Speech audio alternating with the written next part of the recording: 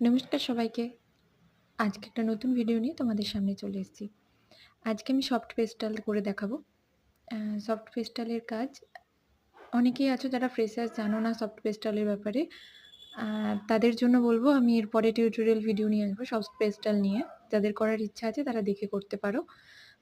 অনেক দিনের video upload করা হয়নি। আমরা বাড়িতে ছিলাম না, আমরা একটু বেরিয়েছিলাম।